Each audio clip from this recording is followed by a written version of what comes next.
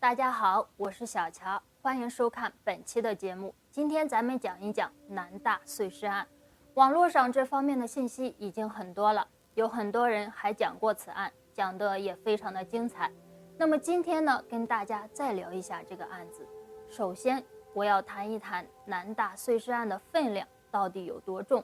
很多人看了网上那些个中国7大悬案，或者是中国10大悬案之类的帖子，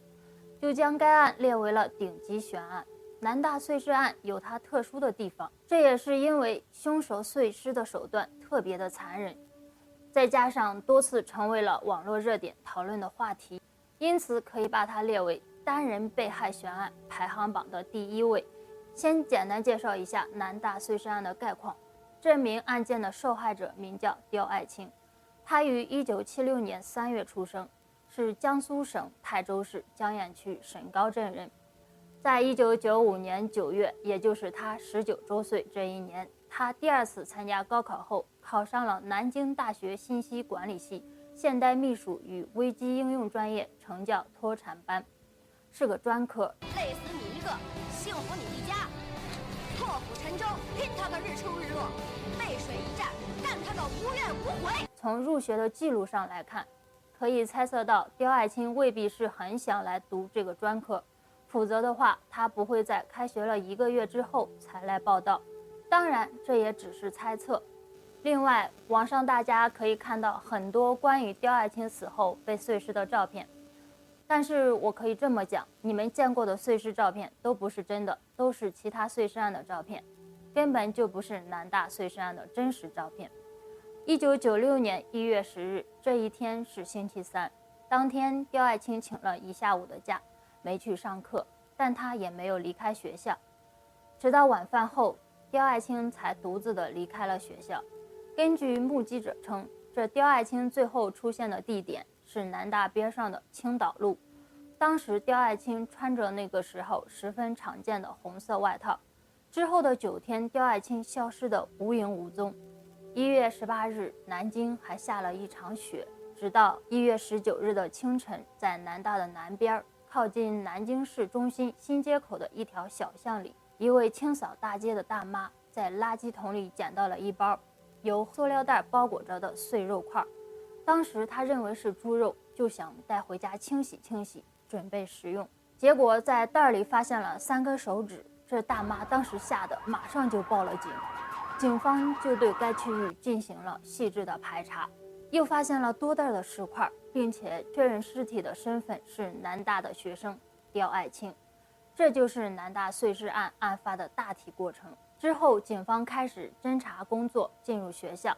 邀请了全体女生参加了座谈会，并且走访了周围的居民。但是经过长期的侦查，始终没有进展，这件案子就这么被挂了起来。到了08年 ，DNA 的 PCR、STR 的技术突飞猛进，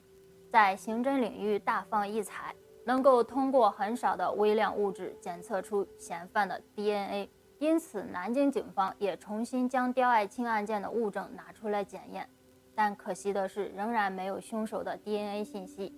至此，案件又被挂了起来。在这起案件中，南京警方可以说是尽心尽力的，围绕着南大碎尸案所做的调查，案件的卷宗摞起来能有几人高。然而，案件是仍然没有侦破，只能说是天时地利人和都不站在正义的一方，此案侦破的概率已经非常的小了。其次，要讲一下南大碎尸案的一些作案细节。由于网上谣言太多，不少人是捕风捉影，以讹传讹，其实网上相当多的细节都不靠谱。第一个不靠谱的就是碎尸之后，刁爱青的同学莫名其妙地买了一份报纸，从中缝的广告上发现了认尸启事，就去认尸了。我看到这里就觉得这是在编故事，因为实在是过于的离奇巧合。实际上，碎尸被发现后，警方通过抛尸地点已经将南大作为了重点区域了，而刁爱青多少天踪影不见，自然会成为重点的怀疑对象。之后的认尸那是水到渠成。如果是其他杀人碎尸，抛尸案找到尸源，那就是成功了一大半。因为又是碎尸又是抛尸，凶手多半是和受害者有着紧密的联系。然而，排查刁爱青在学校内的人际关系和他在社会上认识的有数的人中，警方是毫无收获。第二个不靠谱的就是网上给出的抛尸地点，网上各种说法都有，那真是鱼龙混杂。但从我的角度上看，多少有点猜测和道听途说的嫌疑。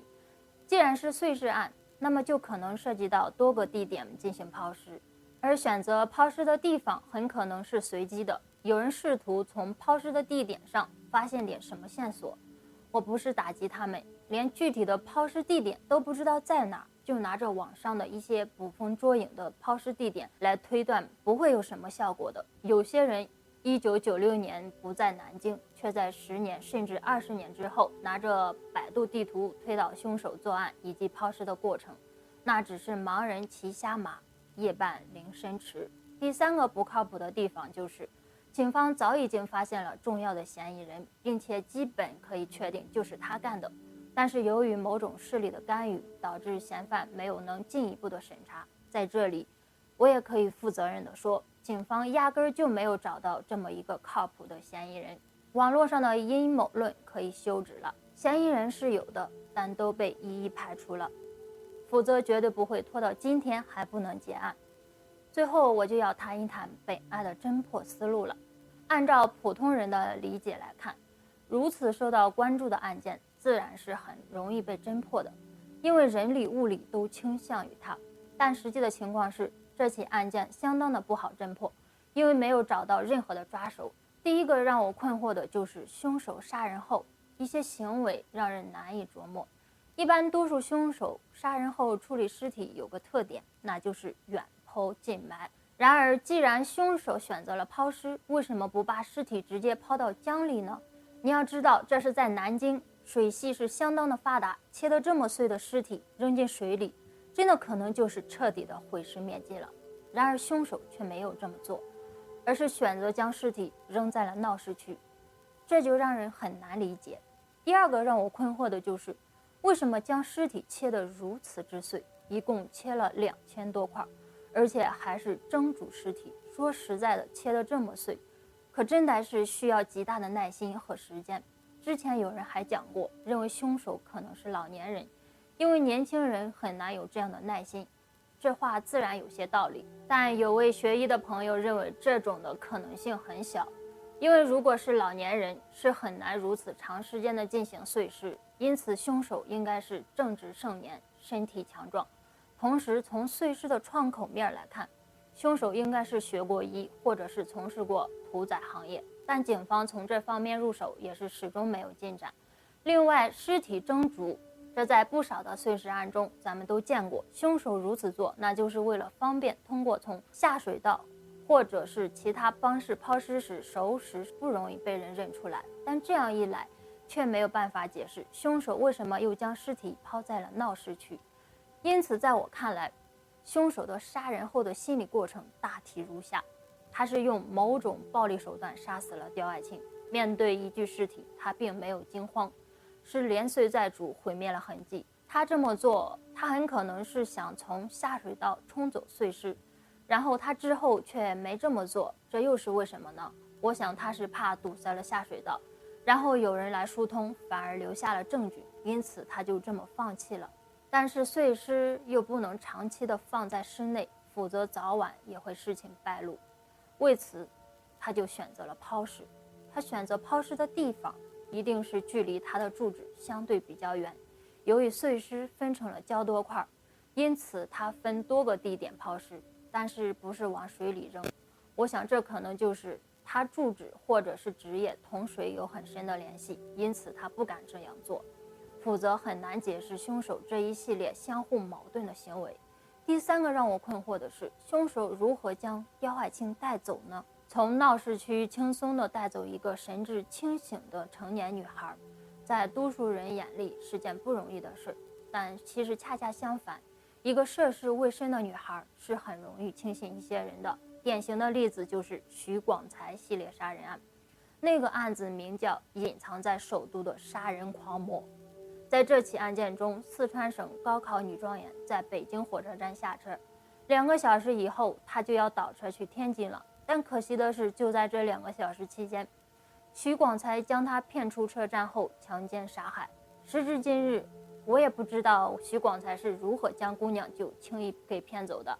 但可以这么说，如果手段得当，欺骗年轻女孩是件非常简单的事情。因此猜测杀害刁爱青凶手的身份难度也在于此，凶手可能和他认识，也可能和他是陌生人，用的手段也是多种多样。在未破获案件之前，根本就没有办法猜测凶手骗走姑娘的手段。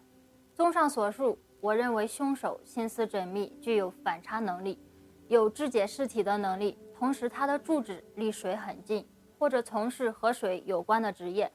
听到这里，大家是不是心情都有些紧张而沉重？南大碎尸案确实是一起手段非常残忍的案件，由于凶手用了很多毁尸的行为，使得受害者死因和死亡的时间都不好确认。刁爱青被杀害24年之后，杀害她的凶手仍然是逍遥法外。虽然已经很难破案，但警方依旧在追寻，至少每次有新技术出现，都会对原来的物证重新做鉴定。虽然此案已经很难侦破，但按照中国的法律，它不会过追诉期。追诉失效只有一种可能，那就是凶手因为其他的原因死亡了。即使是这样，我也见过疑凶死亡，警方为了确定或者是否定这个人而开棺验尸的情况。因此南大碎尸案未来不是一点转机没有的。结合1992年3月24日发生在原南京医学院现南京医科大学的一起女大学生遭奸杀一案，曾在南京轰动一时，引起社会广泛关注。如今28年过去了，该案终于有了结果。2月23日晚，南京市公安局专案组将嫌疑人马某某抓获。2月25日，南京碎尸案受害人刁爱青的姐姐通过网络发声称，向南医大受害人林某的家属表示哀悼，同时也期待妹妹被害一案能早日破案。很多人把南京碎尸案和南京奸杀案混为了一个案子，其实这是2个不同的案子。人们都说28年的案子都破了，24年的案子还远吗？不可否认的是，当时的案件碍于年代技术及线索范围等因素，错过了最佳破案时机，以至于事件更加的难以破解。诡异的事件多发于没有证据的年代，只希望这件仍被大家及受害人家属关注的事件能尽快有一个结果，只希望刁爱青在天之灵可以安息。好了，今天的案件我们就分析到这儿了，也希望你们在节目下方留下你们的所想及分析。想看更多悬疑案件，请关注我，我是小乔，我们下期见，拜拜。